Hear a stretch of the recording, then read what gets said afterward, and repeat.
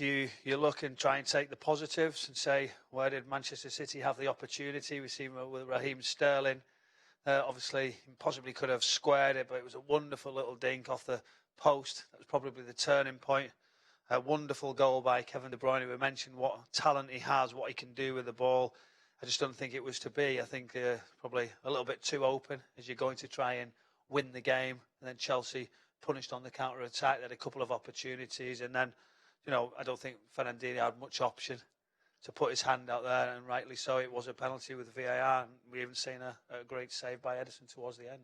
It was the mistakes that cost us ultimately. And looking at some of these stats, possession, we've dominated. We know what this team can do. We know the positives and how strong they can be with that possession. And it just didn't seem like tonight was our night. 11 shots, 2 on target.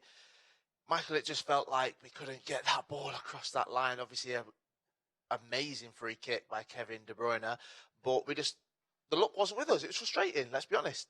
I think it's the opportunities. It wasn't just the luck. I think, as you said, Benjamin Mendy made it difficult with a poor couple of decisions leading up to the first goal.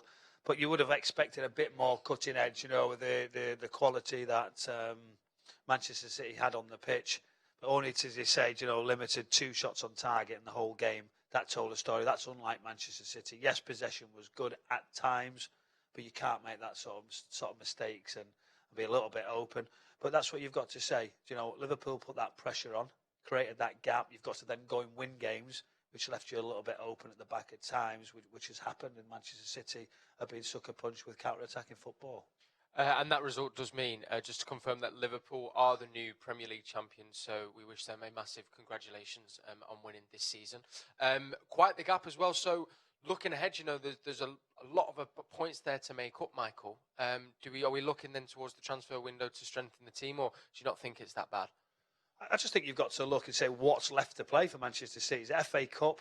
Everybody wants to do well in that. And then there's the big one, the Champions League. I've said for a couple of seasons how important it is for the football club, around the world to get that Champions League would be an amazing achievement. So it's a build-up to that. I think everybody knew the league title was gone. We would have liked that next week at the Etihad. It would have been a great game for Manchester City, but that's gone now. We have to go FA Cup, Champions League, and then we'll look after that. I think as a club like Manchester, you're always looking for strength in depth, transfer windows, trying to make your team a little bit better, and that's not going to change. That's generally every season, every window, every day at the football club. But no, there will be some changes, but there's a lot of work to do and some great prizes still out there. We saw in Pep's first season that we didn't manage to win that Premier League, but the exciting thing that we did see was actually the seasons that followed, where actually we dominated. We had the Centurions. We had an amazing season last season as well. So the exciting thing for me and a lot of Manchester City fans as well is what is going to happen next season, and hopefully what we'll see with this team and how they can come back, how they can strengthen, and how they can do maybe what Liverpool have done this season, which would be incredible. I think we've definitely got it in the locker for sure. We're hopefully going to be hearing some post-match comments from our manager, Pep Guardiola, and some of the players. Let's welcome in Shaun Wright-Phillips. Shaun, you mentioned at half-time, you were hoping to see City find what we'd had in the previous 2 games, the passing around to the edge of the box and waiting for that opportunity to come. But the opportunity didn't come. What did you make of the second half? I thought the second half was a lot better, to be honest with you. We did make a few opportunities, not as much as we're all used to. But like Brownie said, Sterling had a great chance. He chose to chip it, which he had 1 or 2 options, and he wasn't far off from finishing it. So we did. The game changed as soon as Jesus, David Silva, and Kevin went inside a bit. I felt like the game opened up a bit more for us. Yeah, so we made a couple of changes there when we brought on Silva and Jesus. I think it was for Rodri, and I can't remember who the second player was that came on. But that seemed then to just give us that little bit of an extra man, and also a focal point in Jesus, who seemed to move around the box a bit more. It was a shame that we couldn't make that count, Shaun. But most definitely. But I think David Silva was causing the Chelsea midfield all sorts of problems because he wasn't going towards the ball. He stayed in those little spaces where KDB and Gundogan could find him. Shaun, do you know, were you quite shocked at the limited of opportunities? So do you give Chelsea that credit, or do you expect Manchester City to do a little bit better going forward?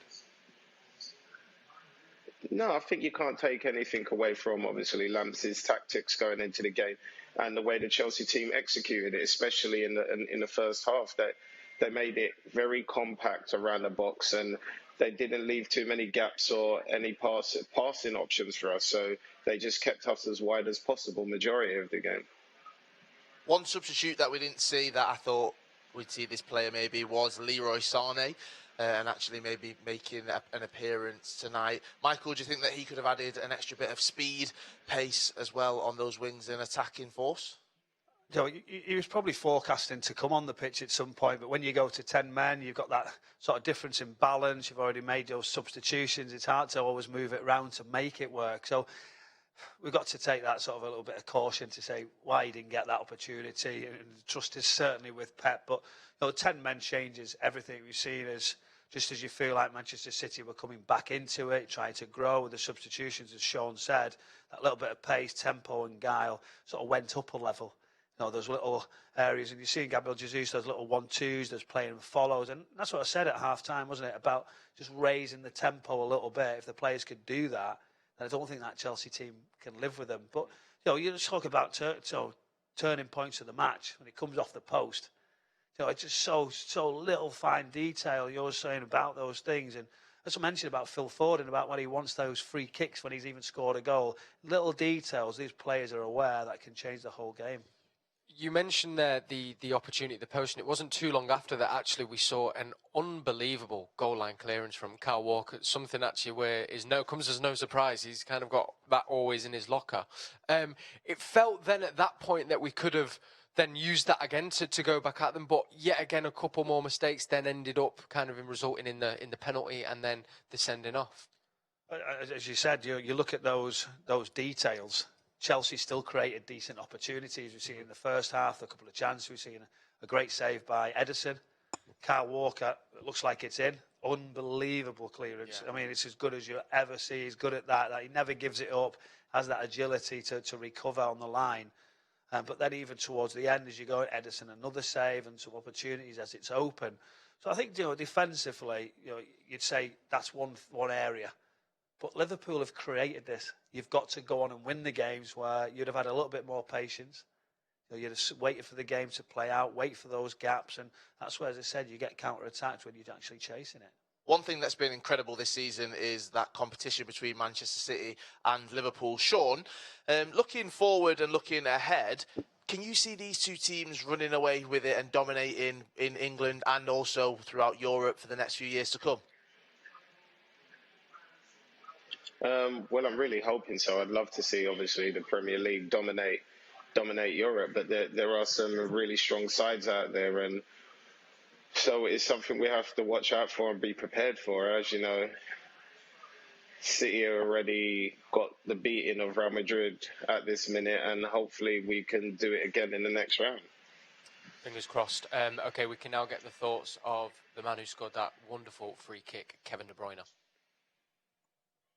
A dramatic night. You got the wrong end of the result, but I mean, it could have gone any way.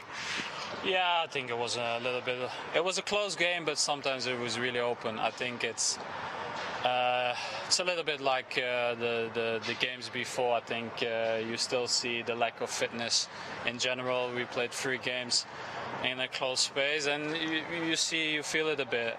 But okay, we didn't play bad. We made some mistakes and we lost. There's a bit of a mix-up for that first goal. You brought it back though with that fantastic free kick. Yeah, we know we made a mistake, but it's been the whole season a little bit like that. We've been playing all right, but at the wrong time we're making mistakes. And yeah, a team like Chelsea, they finish it really well. So we need to learn from it, and obviously we need to do better on Sunday. So let's look at that bigger picture, because tonight the Premier League's passed on to Liverpool. What's your assessment and your reaction to that, and what do you make of the champions? Well, they were the best, clearly. Even if we did better, it was probably not even a chance for us to win. If you have that amount of points, in this time, then it's going to be difficult. Then I think everybody has to congratulate them; they deserve it. And there's no issue in that. We tried, and we'll keep going. You know, it happens. It isn't bad to be in second place right now, but it's not what we wanted. But that's it. So do you use that to go again next season?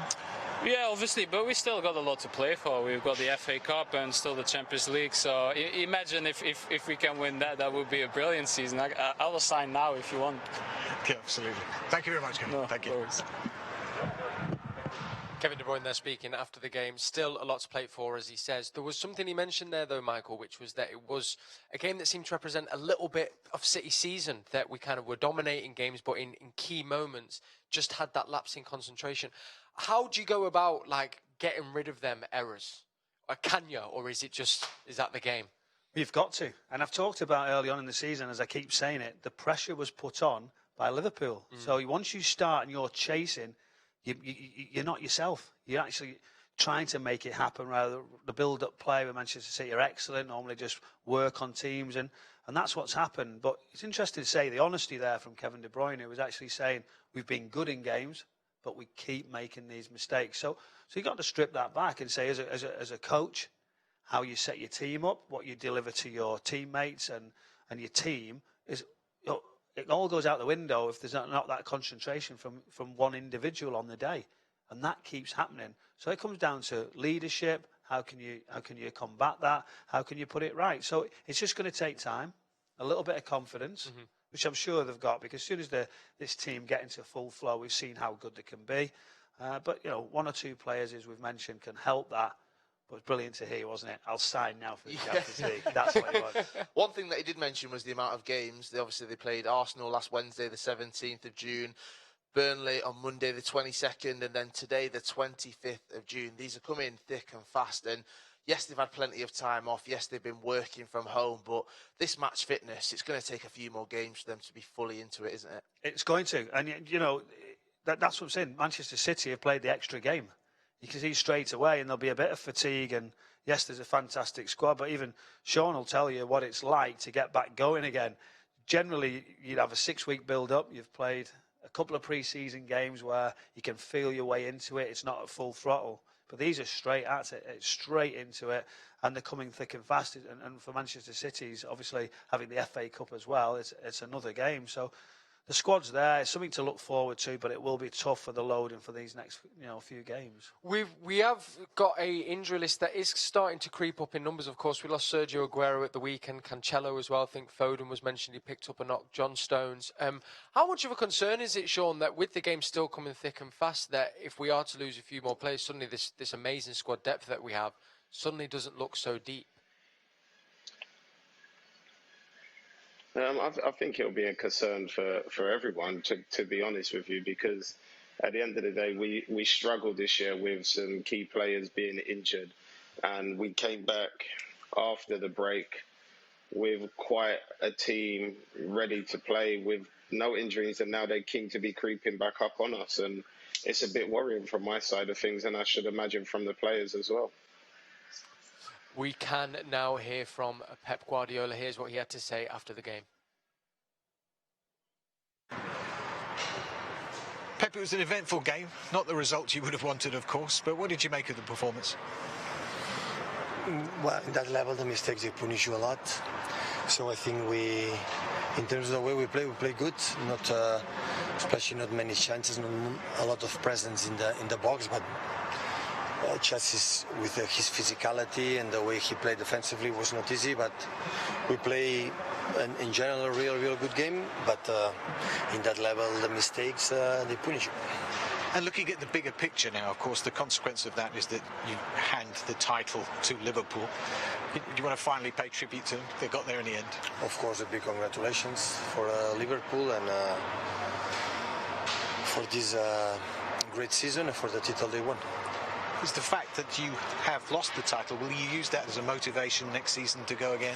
We have still 5 weeks, 6 weeks for a lot of things to play. We have time to think about it, but of course, what this club has done the last decade, fighting for the titles, so we won a lot in the last years, and of course we're going to try to be close. The gap is So 2 seasons ago, we won for 25 points behind in front of Liverpool. So after 2 seasons, they have more than 20 right now. So the gap is big, and have to try to reduce it. Why is the gap quite that big? What's the difference this season? Well, we are not consistent like the previous seasons. I think we arrive with after 4 titles in 1 season. Okay, we have time. Liverpool, after won the Champions League, they give you an incredible confidence, and the fact that 30 years no win the Premier League, so they was incredible focus, and they play every game like it was the last game. And in the beginning, we didn't play in that way. And when they take the advantage, of course, the pressure for the runners are bigger, and they win. But we cannot forget we are still second in the league, so we were better than a lot of teams. And we're going to finish the qualification for the Champions League, and especially on Sunday we have an important game in Newcastle, and have to prepare against Madrid. It could still be a fantastic season for Manchester City when you say it like that. You've already won the League Cup, you've still got the FA Cup, the Champions League is there. Well, we won already 2 titles this season for the Community Shield and the Carabao Cup, and don't exist in the world, and you can every season to win. So for life, for football, for all the situation, it's not good. Would have loved to compete more until the end, when it's against the opponent, but the reality is what it is. So in the beginning we have difficult situations to understand, and but the reality is here. It's just to say congratulate them because they deserve it, and think what happened until the end of the season next season. Thank you very much, Pep. You're very welcome. Pep Guardiola speaking there after the Chelsea game that we've all just watched. He mentioned it there, so did Kevin De Bruyne. There is still so much to play for in this season, of course. We have got the FA Cup game against Newcastle at the weekend, and then we have got the Champions League as well. So, Michael, from here, looking to the weekend and the next kind of 6 weeks and beyond, what do the team do now, and where are their heads at?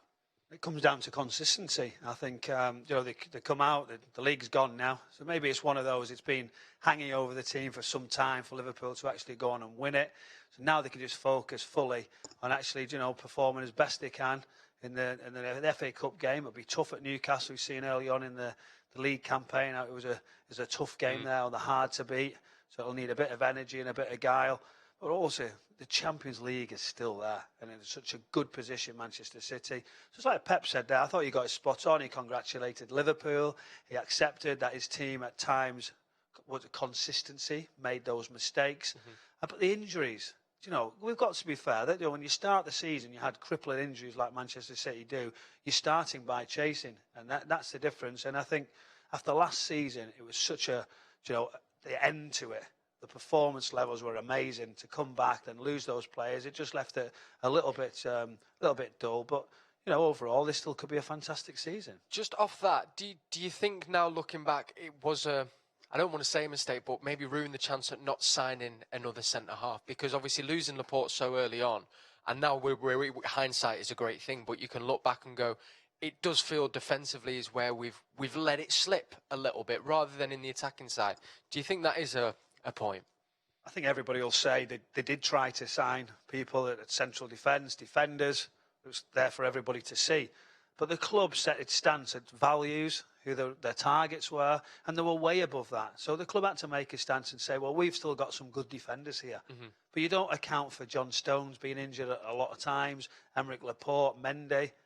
And John Stones I think he's a wonderful talent. He's been missed. He's not got back to his best. So you're a couple short, aren't you, straight away? Yeah. I know Vincent Kompany. So hindsight's fantastic. Yes, now you'd have said pay a little bit more money for these players and get them in, but you might have had one too many. So you've got to stick to your principles. This club does it in the correct way, and that will continue. There's still a lot of positives to take away from this season. Yep. Yes, the Premier League has gone to Liverpool, but it does feel like there is still so much to play for. As we said there, we've already won the Carabao Cup, the FA Cup. Hopefully we can get past Newcastle, but also that Champions League, and it's going to be so important. It's going to mean so much to the fans as well if we can finally win that Champions League. I know for me, growing up, that was the one that I used to love watching, and I used to watch the Reds from down the road competing in it season after season. And for us to be in there, for us to be beating Real Madrid, the historic team that they are, and we've got that lead over them going into the next leg, it's absolutely huge. So I'm remaining positive, and I cannot wait for that one, Kel. Neither can I. I think I speak for us all there. Shaun, final word from you, and thank you again for joining us. Do you still feel quite hopeful then for City's season and fancy our chances come the weekend, and then also look into that big game as well against Madrid? Yeah, definitely. I think we've seen over the last 2-3 years that City have come off some results that hasn't quite gone our way, and they've gone into the next game very positive, and I think they're going to do the exact same thing over the weekend and for the rest of the games to come. Wonderful stuff. Thank you so much to you all for tuning in, for getting in touch with the show. This is the show that is for you, so the more that you're involved, the better that it is. Not the result that we wanted, but as we say, still a lot to be hopeful for here at Manchester City, and we'll be back with you for the Newcastle game, which is taking place at St James's Park over the weekend. Just want to say a massive thank you to Shaun Wright-Phillips for joining us, and to Michael Brown as well. Come back, we'll have you back soon, and Kyle, we'll see you on Sunday. Definitely we will. The FA Cup game is here Sunday evening. We're not really here. We'll be back, and we want you to join us as well.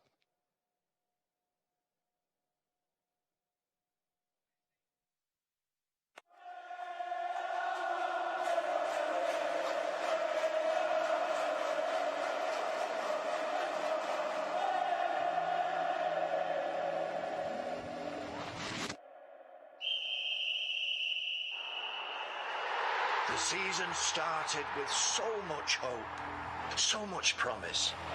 We saw glimpses of the magical, the magnificent. Momentum was building, another glittering prize already won. We had so much still to play for. And then the season stopped.